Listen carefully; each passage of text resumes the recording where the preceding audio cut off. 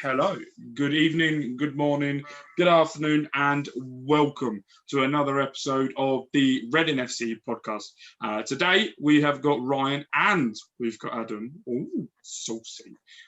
So today what we're going to do is it's been over a month since the last time Adam come on, and what we're going to be doing today is a little review of the past month.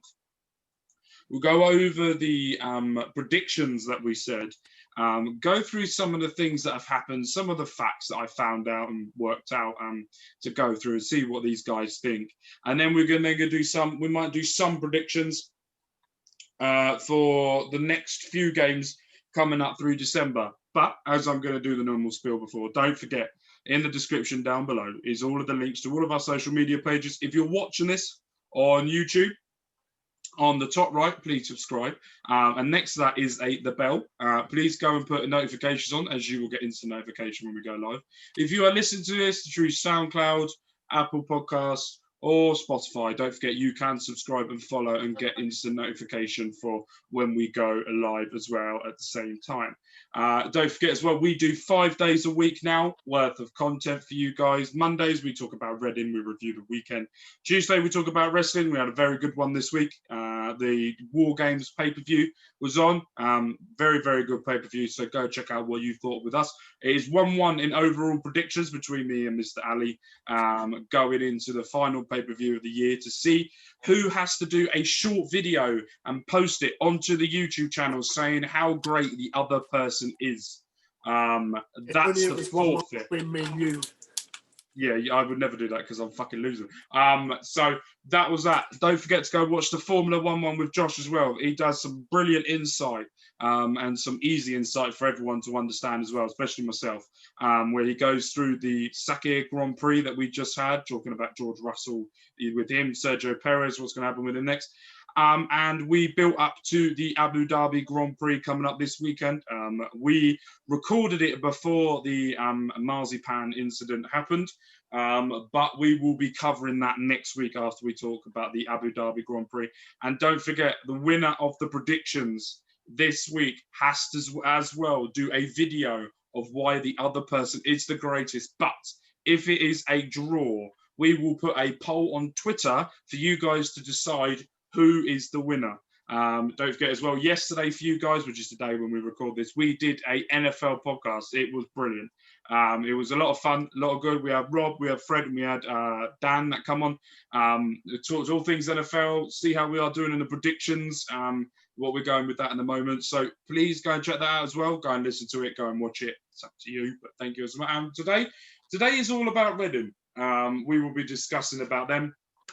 What we think it's like. Me and Ryan have both been back to Medeski since it reopened as well. If you want to see my experience of what it was like, go and check the vlog, which I released on Sunday for you guys, which was the first ever vlog I've ever done. So I edited it and did everything, which I think it turned out really well. I re-edited it about 7 times because it was just becoming over critical of what I was doing. But please go and check it out, see what you thought. We will get Ryan's thoughts on the Nottingham Forest game, and we will get his thoughts on the Birmingham game that happened last night for when we're talking to you now, but what happened Wednesday night. But first, before we get into that, let me take a selfie. Before we get into that, Adam, how are you? Yeah, not too bad, thanks. Just it's good to be back on. I'm not sure about doing predictions for the next few games because otherwise I'm going to have to come back on again, and I'm not sure, if this relationship is really stable anymore, and is it really tenable between all of us? I mean, I don't know. It's not. Especially when you do a love comparison on Instagram Live, and then Ryan's there trying to pick holes into your thing, which did make me laugh. Ignore the bar as well. It's just. I forgot about that. Oh, I know. Yeah. I didn't. For some reason, that was the first thing that I remember. So the last time we spoke to you was the Bournemouth game.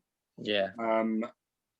Since then, since we spoke to you, some little facts for you guys is if you listen to the NFL podcast, you will know that I do love my old ESPN facts. Since then, we have won 2, drawn 2, lost 2.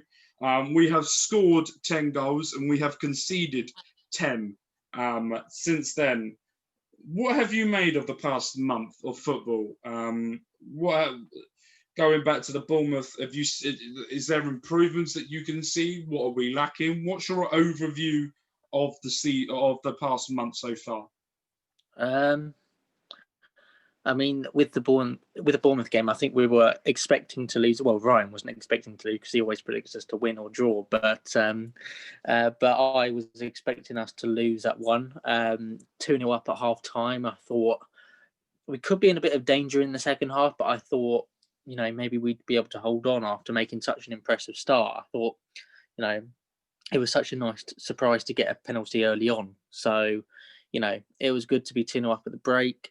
And then, Aluko and Estevez struggled a bit in the second half. And then, when it got to 2-2, you just knew that we weren't going to win this one.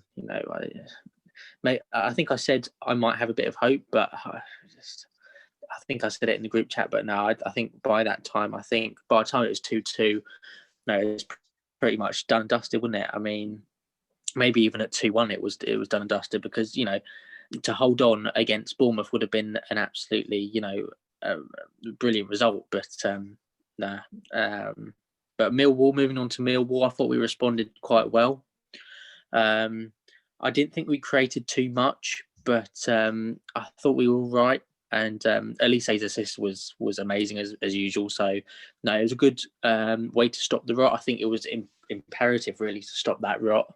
And then Bristol City, brilliant result at home. I think it was the last home game before we were allowed fans back in, but that was a good result as well because it's not an easy task to go up against Dean Holden's Bristol City. They've been doing pretty well this season, so to get the win against them and the manner in which we did it, I thought it was quite impressive.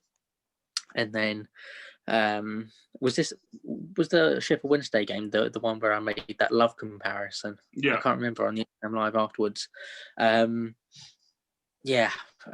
of the refereeing calls were a bit dodgy. As I said to you, I think the red card was a red card. I thought the foul on Richards in the lead up to our goal, it wasn't a foul. I thought the Richards, the way Richards went down, I thought that was a penalty in the second half. I thought the handball was definitely a penalty. I thought Baldock was 50-50. I thought maybe that's borderline Reading penalty, but I'll give him the benefit of the doubt.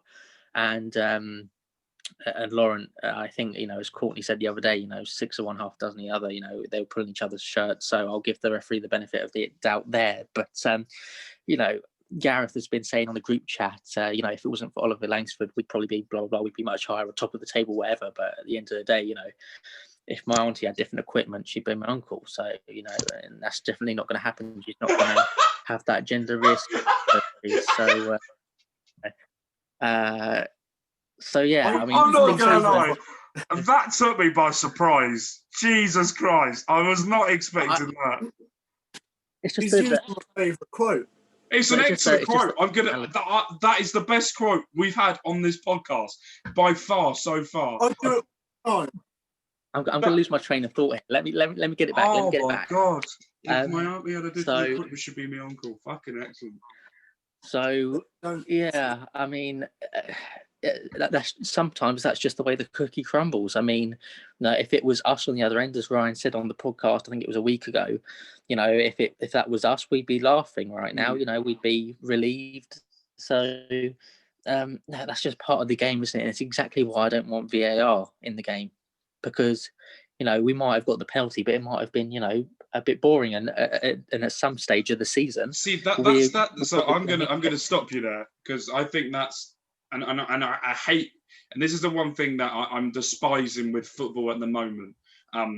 Not despising, but the one thing that annoys me at the moment is with VAR, people moaning it takes too long to make a decision, or at the same time, it's slowing down the game. Yes, but it's getting to the correct decision. It's making the correct decision, so it's not costing. You look at what happened to Bournemouth. with that, if they turned on goal line technology for the Aston Villa game, they would still be in the Premier League. They wouldn't have missed out on the £90 million, I think it was, sponsorship or whatever money they would have got for Premier League. At the same time, you look at with VAR is doing what VAR is doing, and it's doing it correct. It's slow and it's not helping the game, yes, but if someone turned around to me and goes, "You will get 3 penalties against Sheffield Wednesday, but the game will last 20 minutes longer," I'll go, "Fuck it, all right, cheers. That's 3 extra chances to score 1-on-1 with the keeper." So for me, I don't buy it. 20 minutes extra of football. Exactly. So, and as well, you don't moan in tennis when they have to go to Hawkeye. You don't moan about when they go to cricket and they have to do a Hawkeye through that as well. People don't moan about that when it takes. Sometimes it could take a little bit longer than sometimes, but that's also quite quick. Rugby as well also takes its time. I'm going to be honest with you now, Mark. I don't tend to watch tennis, cricket, or rugby.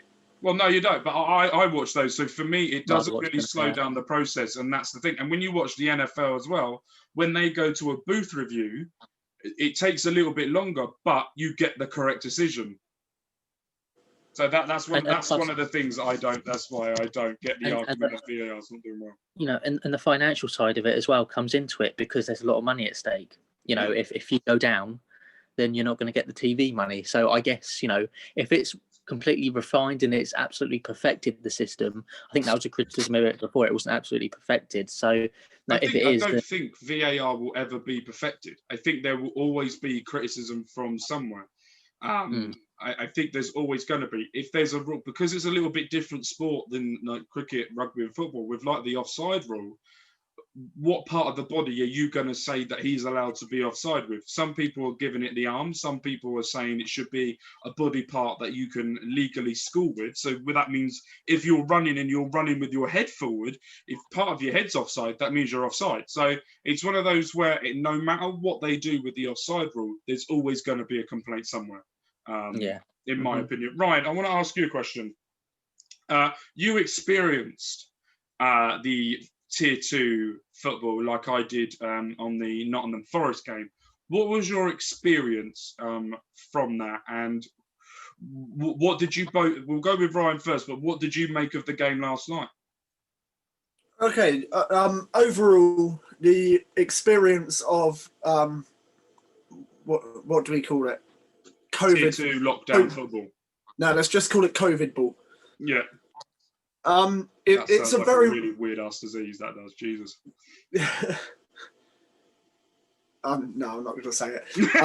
You can see something working in your brain. Then I can see that. Yeah. Go on.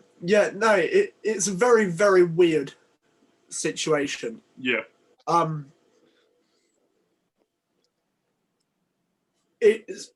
I don't really know how to put it into words. Did the players and the coaching staff at the end of the game walk over to you guys in that?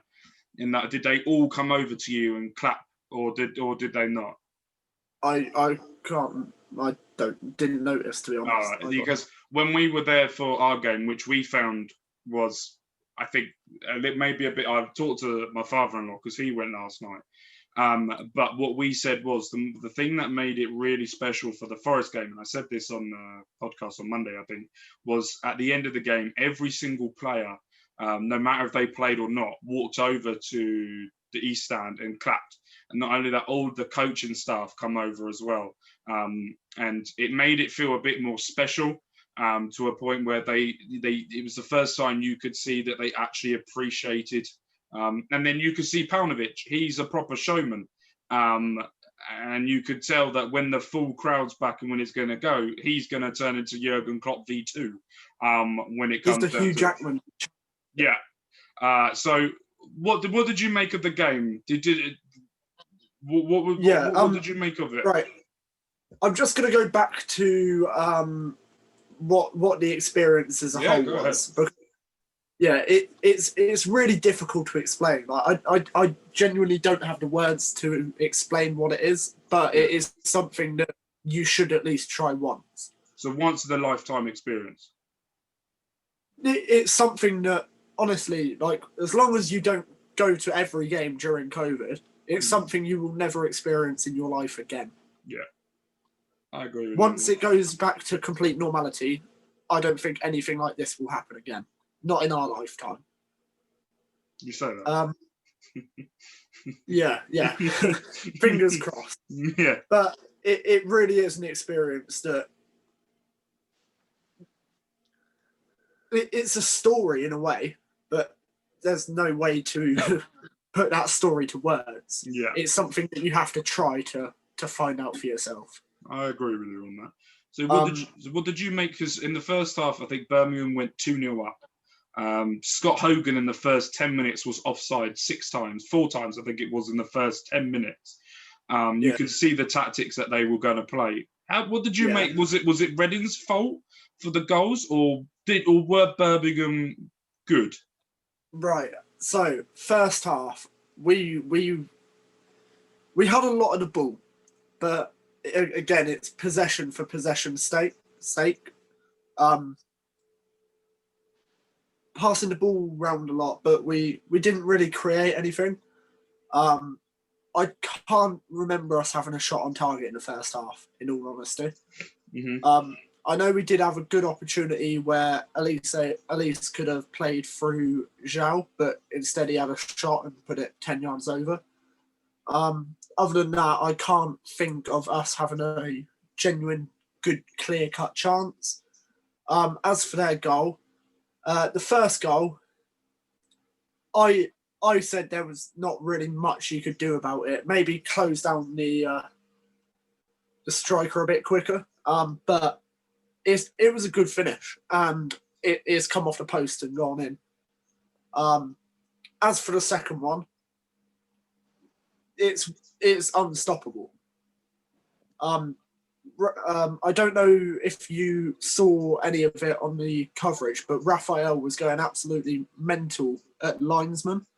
Where I was sat, because I was up the top of Y26, you could see like exactly where it was.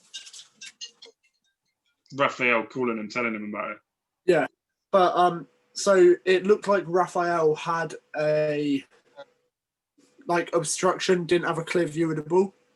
But he was going on. So they went to the corner, celebrated, walked back into their own half, and in that whole time he was still there, shouting at linesmen. Yeah, I know people were blaming Raphael, but I don't think he could do anything about either of them really. But yeah, altogether we had a lot of the ball, but we just didn't create anything with it. So, I think that's how I'd start the first half. Yeah, so the match stats for the whole game was we had 64% possession. We had 11 shots in total. Only 2 were on target. We had 4 corners, 1 offside, 1 yellow card. They, on the other hand, they had 5 shots, 3 on target. They had 1 corner, 2 offsides, 3 yellow cards, and the red card as well. Adam, I'm going to go to you. Second half, Yeko Mete scores a goal. What did you make of Red in the second half? Were they more clinical? Well, obviously not, because we missed a penalty as well. What was the difference, did you feel, in the second half compared to the first? I think things were definitely better in the second half. I mean, the first half, we just didn't show anything. We were just so slow to get out of the blocks, and, I think at half time, I think Birmingham deserved their lead. I mean, whether they deserved a 2-0 lead, I'm not so sure, but they did deserve their lead. But in the second half, it's one of those where, we didn't play absolutely brilliantly in the second half, but we didn't play too badly either. It's just one of those, in a way. Whereas in the first half, I could make genuine criticisms. I mean, the second half, we did push and we pushed. I think Courtney said last night they didn't think it was a penalty for our penalty. So that'll be interesting to see again. I haven't watched the replay of that. But disappointing for Zhao. Apparently he hadn't taken a penalty before this season. And he'd scored his previous 2 or 3. So, it's just sometimes that's just the way it is. Sometimes it's just the way it is, and the thing for me is, without Zhao, we'd be in a lower position right now. So, we can't keep relying on him, especially if he gets injured. Which he has. Yeah, let's talk about Lucas Zhao, because I think there was talk last night that Zhao and Mate are both injured going into the game this weekend. So what I did was I did a little bit of research, and what I found was our top goal scorers this season. Lucas Zhao is first, obviously. He's played 15, scored 11. Yaku Mate has played 12, scored 6. Michael Elise is third. He's played 16, scored 2. Morrison has played 16, scored 2. Ajaria played 11, scored 2. Puskas has played in 8 games, got 2 goals. When you take Zhao and Mate out of the team, you've now gone from a team that's got 15 goals in, I think it's 27 appearances, to a team that's got a combined of 6 goals in so many games. Do we rely too much on Lucas Zhao and maybe Mate to score the goals, and the rest of them are not chipping in? What do you think the main aspect for what do you think? We do rely on Lucas Zhao quite a lot, because without him in the squad, I mean, I guess Puskas did very well against Watford, but we do rely on Zhao a bit, considering we also don't really have a lot out wide. I mean, we have Mate, of course, but we've never got that replacement. I was saying it on the Tyler's Den podcast on Sunday.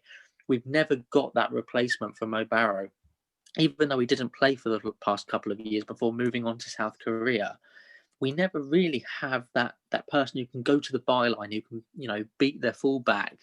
So, even though it's fantastic to have Mate and Ajaria and Elise and maybe even Swift, in contention to play in that 3 behind Zhao, how many of them are really, effective out wide, and how many can, give us that different option?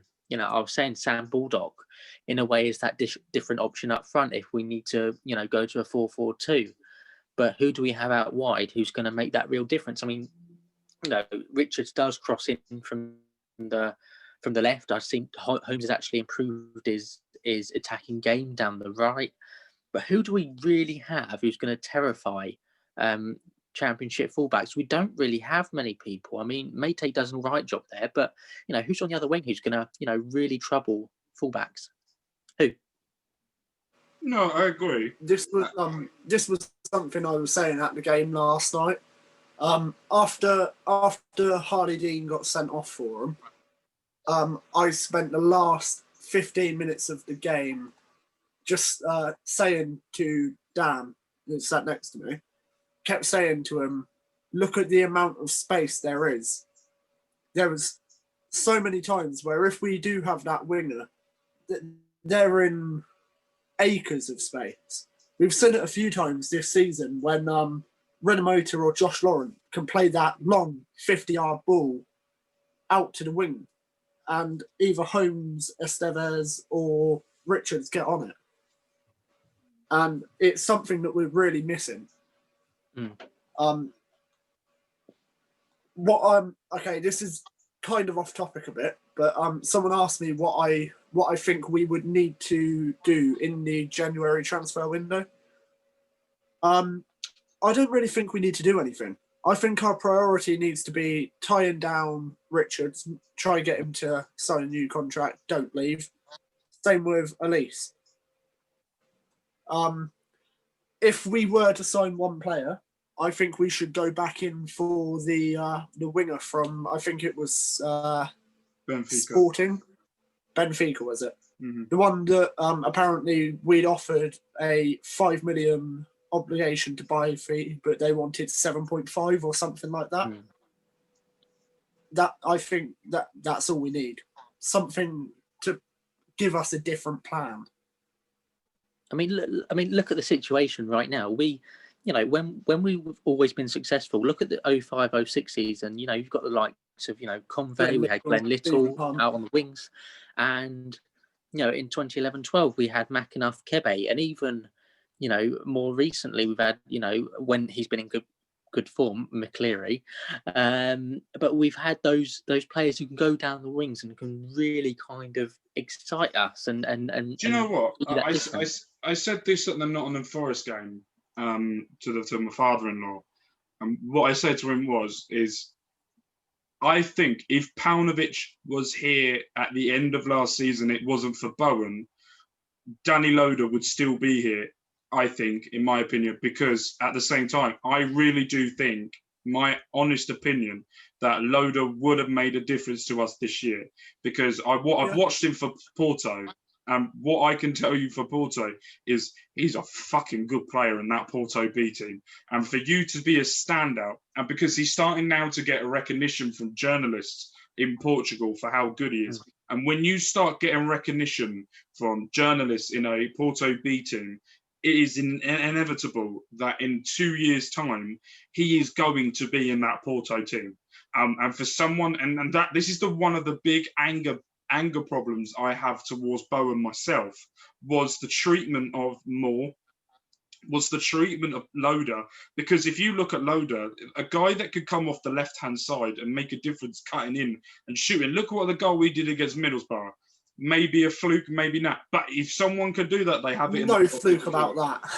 But for me, he is a player that would have made a massive difference for us this season. Yeah. I think the winner situation, I think yes and no. I think we're too reliant on João, and I don't think, from what I experienced, that we shoot enough. If you look at Elise, he seems to be someone that, when he gets the ball, his first priority to find a pass, and it's good that his first priority, because that's his role. His second priority is, I haven't got a pass, I'm just going to turn it. And then his third priority is, I'm just going to ping it to the other corner. He has no priority in his brain at certain points to shoot. Ejaria this season, for the Forest game, has slowly gone to a point where he's cut in and shot. He hasn't dilly-dallied as much, I don't think, this season. He's dilly-dallied, but he hasn't done it as much, but he's still getting shots off. I think there's that Brentford youngster, Onion, whatever his name is, whoever he is on the bench. And I've heard such rave reviews from different people about him, from people from Brentford side, from the people from the Reading side, saying he is someone that has pace. He has someone who loves to dribble at defenders. And I think it's only a matter of time before he starts. But we've got to think as well. We've got Swift coming back in the next few weeks, I think, as well. As I completely agree with Ryan. I think maybe Gibson is going to get recalled because he's not being played. And I think that loan move will be used for a winger with an obligation to buy. I think that's the only way you're going to get a Portuguese team to agree to a loan move, especially in January, is when you give them money at the end of it. And then they'll probably want a sell-on clause. I think maybe we need a winger, but I'm in complete agreement with Ryan. I never fucking thought I'd say that. The thing for me is like, okay, Swift is going to come back and we're going to have quite a few options there. And I guess Aluko can also play a role. But are we going to be sussed out if we don't get a winger in, if we don't get that fresh blood in? I think if you have the quality of player to always pick out a pass, I don't think you ever be sussed out, because you can change up your variant of passing and you can change up your movement as a striker to get on the end of the ball. I think it's how many ideas do these players have, or how much movement are these strikers going to give, or the people that are out wide to give these players to do what they're good at. Because for me at the moment, Swift does not get into that team. He gets into the bench, but he doesn't start at this precise moment. And I think Ryan was right what he said. I think he put it on Twitter or somewhere before, where he said that the only way Swift is going to get in is if he switches and rotates with Elise. And that's one of the things I can see happening. But I want to give you guys a little bit more facts, a little bit more stats that I want to see. Can I just say something as well about the game yesterday, saying that we need a winger? I agree with what you say about Loader. I think the game yesterday, would have perfectly suited someone like Gareth McCleary. He's that player that you said about can run down to the touchline and take on a defender. And then lose the ball and then give it back to him and then can't take on a defender because he's too fucking slow. But I think if you go back to his 13-14 or 12-13 form, then yeah, he is one of those. Oh yeah, I agree. That time, yeah, the last 3 years of form, no way. But if you go back to the form where he was tip top, then yeah. But he could never do it now. He could never do it now, and that's the one thing. I think he would have made a big difference yesterday. Not at all. I think yesterday what I'm going to say what I think if I was manager, what I would have done differently yesterday. Mm-hmm. In my opinion, I think Estevez should have started ahead of Holmes. I think it was that kind of game where we needed a bit more creativity.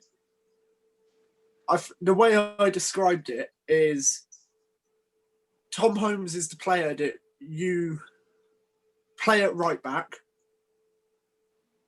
if you don't want them to score. I don't think I'm going to disagree with you here. I'm going to disagree with you. I'd say he's more like no-nonsense right back. Like, no, I don't agree with that because I feel like especially when I watched him in person on Saturday, Tom Holmes for me was probably one of the most standout players, especially against Forest. And for me, it wasn't just the fact of people getting past it because they weren't running at us. It was the fact of his movement moving forward. And when Estevez come on, he turned into a right winger. So they don't see Estevez as a right back player. They look at him now as a winger. And I think that's one of the things that we now have to adjust is they're going to start using him as a winger. And Holmes is, I think, even with Yeardon coming back, I don't see him getting into the team. Holmes has now cemented that place as his. And he's grown so much that no one will be, unless he gets injured, there's no way of him coming out of that team. No way, in my opinion, anyway. Yeah. In my opinion, I don't think there's a way of him coming out. I can get behind that. I like the idea of Estevez as a winger, to be honest. Because that's when Estevez come on Saturday. He come on as a winger. And that's when he come on. But what I was saying yesterday, I said to Dan during the game, I think this was the kind of game that would suit Estevez because he's a bit more creative going forward. I think it perfectly suited Sonny Aluko for the same reason. And also, like, I'm going to say, I think I saw someone say that the 3 subs we made yesterday didn't really make sense. I would disagree with that because I think Estevez was creative. When you're chasing a game, that's what you need. Ahead of Holmes, definitely.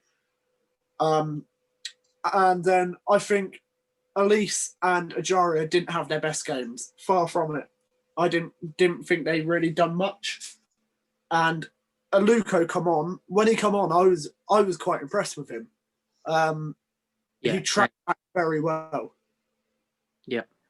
But you're always going to have that stigma over Aluko with other fans because of how poor he's done. No matter what I think no matter if he went on to a 20-goal season this year, he will still be called shit by our fan base because he hasn't lived up to the £7 million claw payment that we paid for him. And I think that's partially on him, but I think it's partially on the management that's happened before him for him to get into that situation where he was. Yeah, I think he looked just as good on the telly last night as he probably looked for you in the stadium. He tracked back. He really put in the work, and I was really impressed with him actually. And he even put in a very good cross where, a player should have really been there to head it in. But as I said, that's the way the cookie crumbles sometimes. I keep saying to you as well, Mark. Football is a game of luck, and there's been times this season where we just haven't had the luck. And I think last night was another one of them. On another day, we scored that penalty. Yeah. On another day, that chance in the 93rd minute, whatever it was, where it went about four inches wide. That was brilliant from Estevez, by the way. That was brilliant. That's the first real thing that he's done that I've been really, really impressed by. Right, let's move on to a couple of stats that I found. So we are at this current moment fifth in the table. We are 2 points, I think, behind 4 points behind first at this precise moment, but we have one less goal difference than Norwich, who we will be playing in a week or so time. What I want to say is how good of a job Paunovic has done. How many games it's taken for Reading to reach 30 points. In the 2017-18 season, it took us 28 games. 18-19 season, it took us 34 games. In the 19-20 season, it took us 24 games. And in the 2021 season, it's taken us 16 games to get to where we are today. Lucas Jowl is the quickest. Oh, he's gone. Lucas Jowl is the. And welcome back. A few technical difficulties there.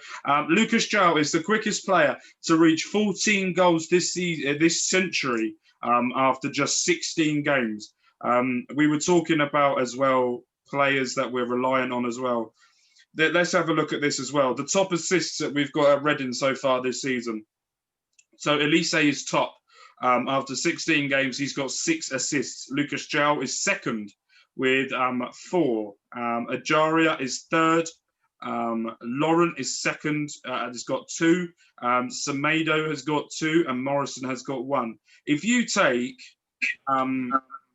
Lucas Jowl out of the equation, you're losing a player that's got 11 goals and 4 assists this season. Another little statistics and stats for you guys. The amount of yellow cards Reading have received. Who's got the most? Omar Richards has got the most at the moment with 4. If he gets 1 more, then he gets suspended for disciplinary. Lauren is second with 3, and then Elise and Holmes are joint with 2. And Jaria, Morrison, and Moore are on 1. So we're a very disciplined team. We've only having either. Yeah, we've only having 5 or 7 players altogether that have been booked. 7 different players that have been booked. We haven't had a red card yet, have we? No red cards this season. No, that just reminded me of a stat from the 2012 season when we went up. I think we had the best disciplinary record that season. Mm-hmm. And we didn't have a player sent off until Jason Roberts got sent off. It's Crystal Palace. Yeah. I think it's penultimate game of the season. Yeah, second last game. I think that season, if I'm right, I think we had 53 yellow cards and 1 red. It's not bad. I'm going to have to Google that now because.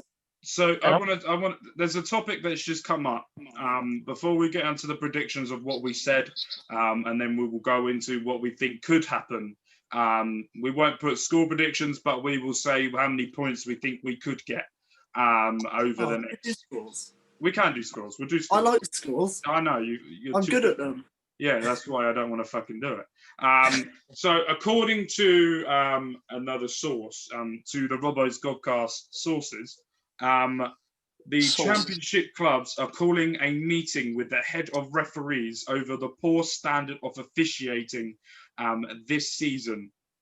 I think that's the correct decision to do, isn't it?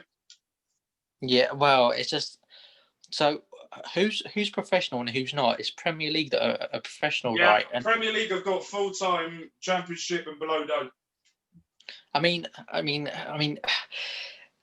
can you really blame referees when they're not professional? I mean, you're going to have Big Dave from the local fish and chip shop officiating your match, a second-tier match with such high importance where players are major athletes. I mean, can you really blame the referees that much? I mean, they have been very poor in all fairness, and some of the linesmen haven't been all that great either, especially for the handball in the Sheffield Wednesday game. But maybe if they're not already professional, we need professional referees in the second tier, because obviously, as I was saying earlier, like in the Premier League, there's a lot of money at stake.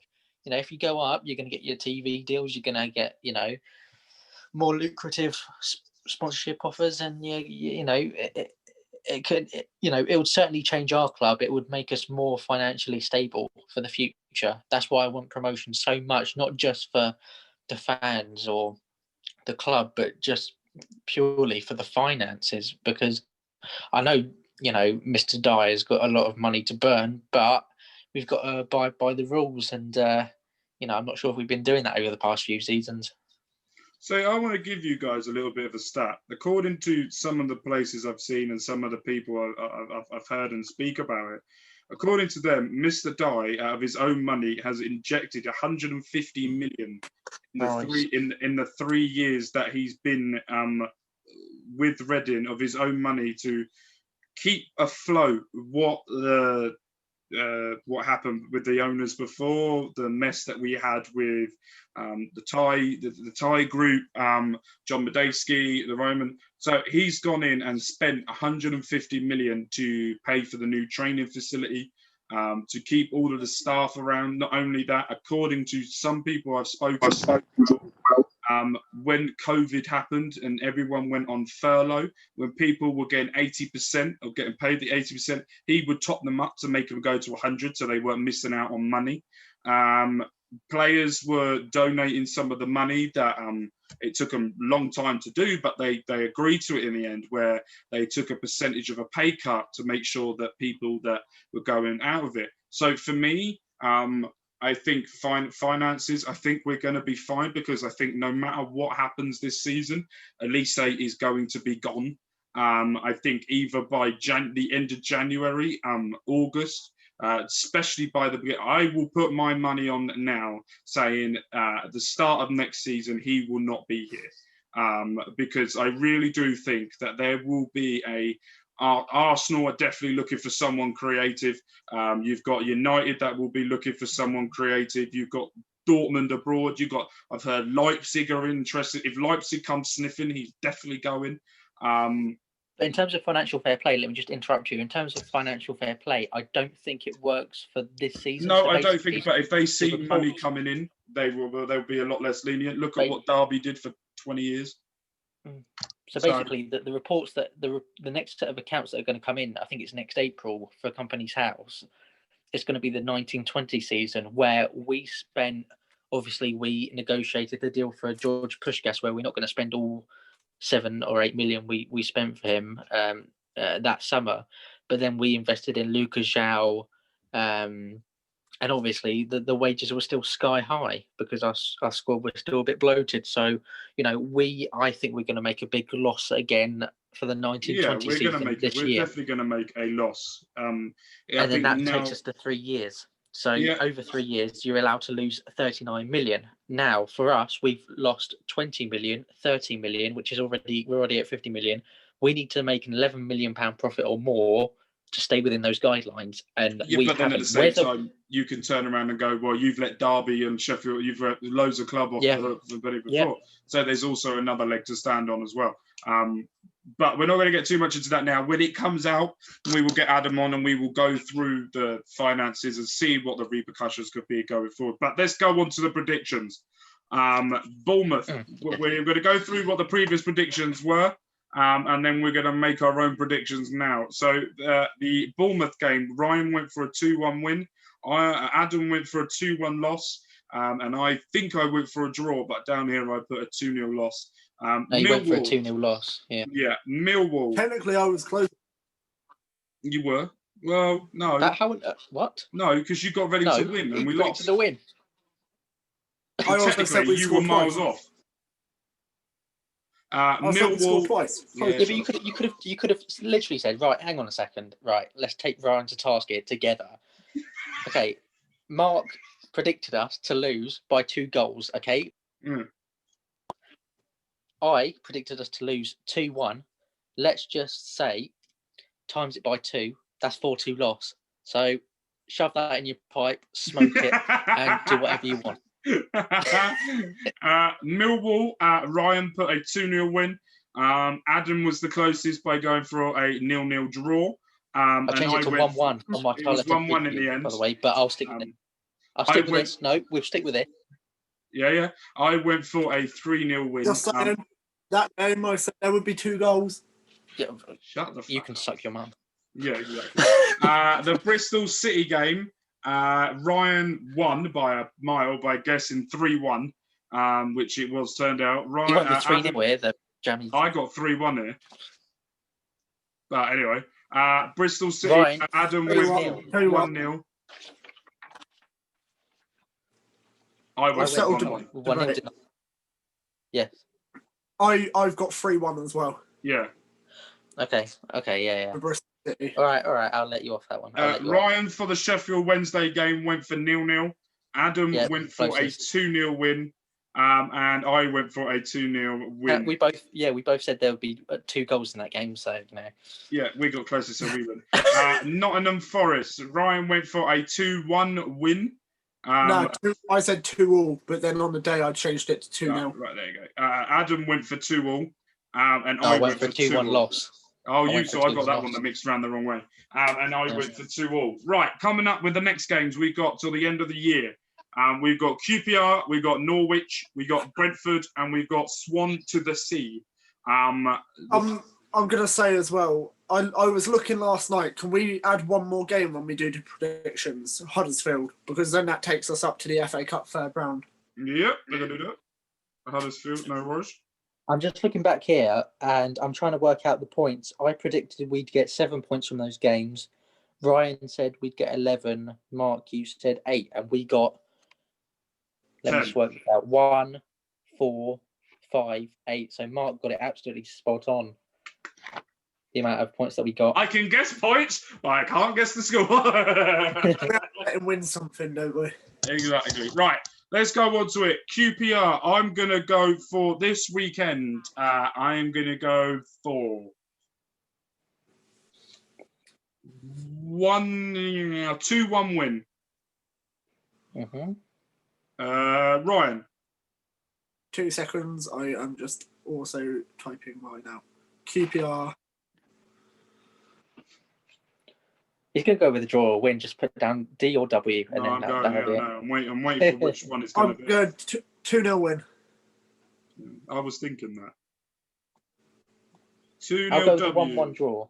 I'll go with a 1-1 draw, and then I'll say if there's been 2 goals in the game, regardless of whether Ryan's got it right, I'll just say there's been 2 goals in the game, so it's fine. So you going 1-1? I'm going to 1-1 draw, yeah. I'm going to be modest.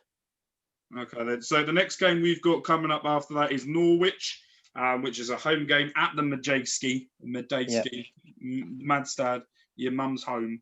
Adam, I'm going to go to you first. 2-1 loss. He's going for the L. Jesus. Yeah. Ryan. Ashley. 2-2. What? 2-2. Oh, if we said something else, I was like, what? He's going for a draw. I'm going to go for 1-1. I'm going 1-1. I think we could probably scrape a point. Brentford. Who haven't we gone to first yet? Ryan, I'm going to go to you. I'm going to say a sneaky 2-1 win. I was going to go with 2-1 win as well. You could do the same thing? Yeah. Go 2-1. They're a very good side, and I'm pretty sure Ivan Toney's going to score, but I just have a feeling we might surprise a few that day. I'm going 2-2. I'm going 2-2. Right, Luton. We've got... That's at home, isn't it? Huh? Home to Luton, isn't it? Yeah, because that's Boxing Day. The Boxing Day fixture against Luton to the Town. I'm going to go with... We have a very good record, I think, at home on Boxing Day. If you guys watch the NFL podcast, you know that Dan was having a massive rant why his team will win after a bye week after they have like a 75 win percentage. He kept going on about. So I'm going to go for a 2-0 win. I think there's no Gabriel Osso as he's gone on loan to Yeovil. That was strange. That was very strange. He signed and then 2 days later was gone out on loan. Adam, I'm going to go to you while Ryan sorts his nostrils out. 3-0 win. Perfect. Jesus, you're confident. I've put the same. Perfect. I tell you what, it's so much easier to write on my iPhone than do it on a pad of paper. It's fucking ridiculous.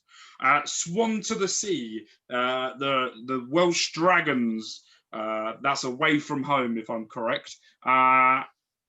New Year's Day, I think this game is, or before I can't remember. The 30th, I think it is. I'm going to go for if it's away, I need to, someone check if it's away or at home. It's away. Thank you. I'm going to go 1-1. Ryan, I go to you. I'd put 2-0 win. Go 2-0 for the W. Adam. 2-0 loss. Ooh, he's going for the L.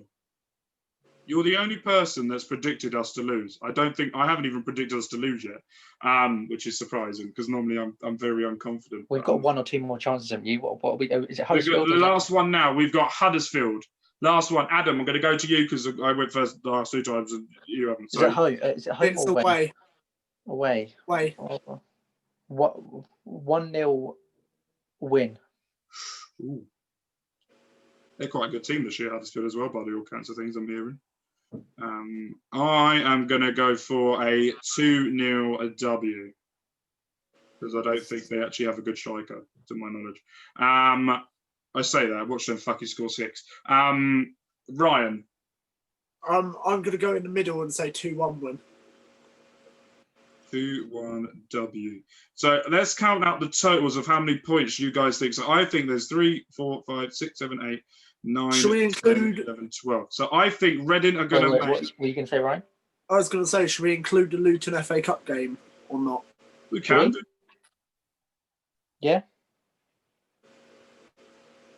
Up to you, young man. Okay. Do you want to do Luton? I don't mind. Yeah, let's do it. Let's just do it. Let's do Luton then. Luton FA Cup. Ryan, I'll go to you first as you want to do it. I'm going to say a repeat of... actually, no, I'm not. You can say 5-0 again. No, I was going to say a repeat of the cup game earlier in the season. Oh, the Caribou. 1-0. Caribou Cup. Yeah. No, I'm going to say repeat of the league prediction and say we'll beat them 3-0. Okay. It's got the old confidentness, isn't it? 3-0 to the F to the D to the O-O-U-W. Adam, I'm going to go for you. Form book goes out the window. FA Cup's FA Cup. The magic of the FA Cup. 1-1 draw, and they can take us to a replay at the Majewski. Is there replays in it this year? I don't know. They're not going to take us to a replay at the Majewski because they're not. They're not in it. I don't know. I don't think there is there? I think they scrapped it this year. I think because I didn't want to make. If there's no replays, I think 1-1 they're going to take us to penalties. I don't know if we're going to win or not, but. All right then. Okay then. I'm going to go for. Why have I put Ryan's score in my fucking bit? Fuck off. That fuck. So I'm going to go for a 2-0 win. So I've gone for Reading to accumulate 12 points over the next month. Ryan has gone for 3, 6, 9, 12, 18, 19 points. Christ. Jesus Christ. If my maths is right. 16. 16, there you go. Wait, are you counting the FA Cup game as 3 points? 3, That's 6, just a 9, rule. We can't 12, do that. 3, 6, 9, 12, 15. Yeah, 16. He's right. It was me being a fucking dumbass and can't do maths. Only just 16 goals in this period. Jesus. Adam has gone for 1, 4, 7. Just one. Just 7. Just 10. 1. So Adam has gone that Reading will accumulate 10 points over December. So it's going to be interesting. What we will do is what I will do a graphic and release to you guys on Saturday morning. All of this onto the graphic, put all of it on there, and then each week I will tick off or put a cross next to it to see who gets his spot on or who gets closest to it, and then we will accumulate it weekly to see how everybody's getting on. Which means now I need to go and correct. You're going to do Ryan dirty again. So dirty all season.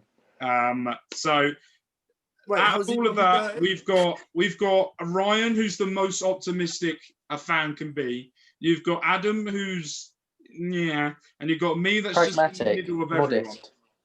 So yeah, but thank you guys ever so much for coming on. Adam, thank you ever so much. You've been an absolute diamond again. No worries. Don't forget to go and recap with all the podcasts that we've done before. Go and check out all the ones that we've released this week. We've got some fun episodes of the F1 show that we're going to be brewing once the Formula One season's finished. We've got some exciting episodes with wrestling and the NFL as well, and especially with Reading as well. We enjoy talking with you guys on Instagram Live. You comments. Well, I do. I talk to them. No, it's good. It's good. You don't let anyone get a word in edgeways. No, I don't. I just talk shit, so it's fine by me. But we will see you guys on Monday, where it will be Mr. Courtney will be back on, and we will sit down with him and discuss about the QPR game, what he thinks about that, and the build up to the Norwich game coming up as well. I'm just calling them Norwich now, just because I can. But everyone, take care. Don't forget, as well, as I keep saying now in the most recent episodes, is if you're going through certain situations, don't forget to DM me. I'm happy enough to talk it. And also, all those people that are going through something that's struggling and think there's no way out, don't fucking quit. There's always someone there for you, and I'm always there for you. So, everyone, peace, love, and care. Everyone, take care, and bye. Everyone, say bye. Ryan's a twat.